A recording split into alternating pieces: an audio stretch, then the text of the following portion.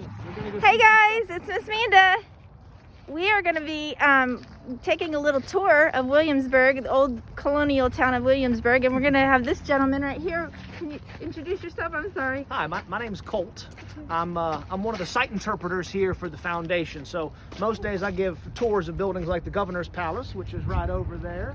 We'll get a little bit of a closer look at that in just a minute. But I'm here to escort your teacher and their family around to tell you a little bit more about the city. Very cool. Thank you. So you can just follow me this way. Now, one important thing about Williamsburg is that it was the second capital of Virginia. From 1699 to 1780, it was Virginia's capital. Wow. Before 1699, the capital was down at Jamestown, which is where the first settlers landed, where Pocahontas and the Powhatan Indians were.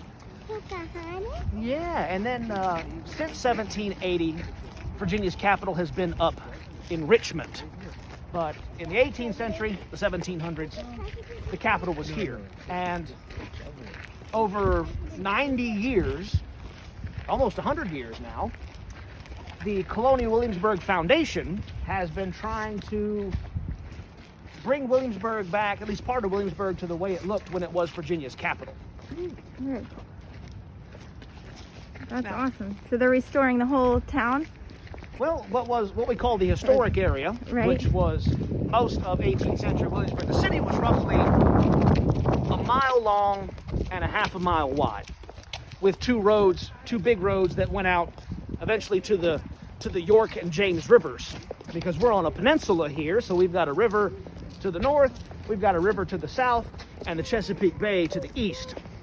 We're kind of in the middle of the peninsula, so those roads went to two different ports where we got a lot of our supplies from. Very cool. Oh, look at the sheep. Yeah, so What are they? yeah, we've got a rare breeds program here in Williamsburg that takes care of a number of different kinds of animals, including our Leicester long wool sheep. Oh, look at them. We have horses as well. Yes, we do. Horses, pigs, cattle, chickens, sheep. That's very cool. No, not today, unfortunately.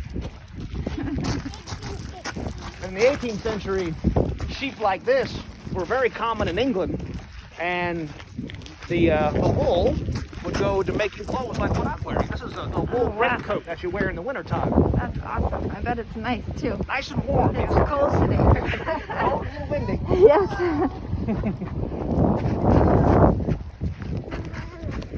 Yes, it's very. Look at these neat buildings. Whoa, I want to go in there. Maybe tomorrow we'll have to come back. This is one of our big marquee buildings here. This is the Governor's Palace. The governor? That's right, the royal governor. Because remember, for Williamsburg, the capital of Virginia, it was the capital of the British colony Yes. of Virginia. So it That was part of the empire. before it was the United States. That's right. We will learn all about that later this year. This is very cool. That is an amazing home. As you can see, we've got a lot of our decorations up for Christmas tide. We've been putting these decorations up in the city since the early 1930s. Oh wow. And in the oh, there we go. We've got one of our carriages coming. Oh look. I want to ride the carriage. This beautiful building right here, you're right, that's the Governor's Palace. Very neat. I really want to ride carriage. Not right now. So in the 1930s, when these decorations started going up, that's how we thought they decorated for Christmas in the 18th century. We now know that's not the case, but we've been doing this style of decorating they call the colonial revival. We've been doing it so long that we get crowds that come every year just to check out the decorations, so we're going to keep putting them up. There we go. So you got to do it. Real horses. It is. It is I real. want to ride horses. Very cool. I Sit with Daddy. What is this? So we're passing one of our original buildings here in the city. We have over 600 different structures that we own. There's moss growing on the roof. There is. So of those over 600 different buildings, 88 of those buildings are original to the 18th century. They've survived. One of them is the Robert Carter House, which is right here. So this house is original? This is original, yes. It is. Oh wow, neat. Yes, Mr. Carter was from a very wealthy family, and he was one of the 12 members of the Royal Governor's Council. Wow. Down in the Capitol building, which is in the east end of the city, you'll learn about Virginia's government. Was he a nice guy? He was very well known and very well respected in his day. But you'll learn that the governor and council were actually the upper house of the legislature. In Virginia, if you could vote, you could only vote for what we call the burgesses. The burgesses were our elected representatives, like a delegate is today. But the House of Burgesses was the lower house of the legislature. The governor and council were the upper house, but those men weren't elected. They were appointed to their position. Nice old building. So these are like, watch your step. Yeah, watch out. That's one of the That's horsey one stuff. of the things that comes with having real horses. So this was on the verge of the Revolutionary War, right? This town? That's right. So in his younger days, George Washington came to Williamsburg. He served in the Capitol building as a burgess. Thomas Jefferson, when he was very young, he attended the College of William and Mary and then later learned the law from the gentleman that lived in this building right here, this brick building. Oh, very nice. What's that building? That's the George Wythe House. Is that an original also? It is. Most of that home dates to about 1755. Wow. That's right. So those are other interpreters like me. You'll meet a few different people when you come to Williamsburg. There are folks like me who wear the 18th century clothes, but I'm speaking to you in 2020. Right. There are other people that work in the city, and they're part of our trades department, which means they make items that were produced in the 18th century using only 18th century technology. Wow, that's cool. Yeah, and then we have some people that are portraying people of the past. So if you come here in the 18th century, you might meet George Washington. You might meet Patrick Henry.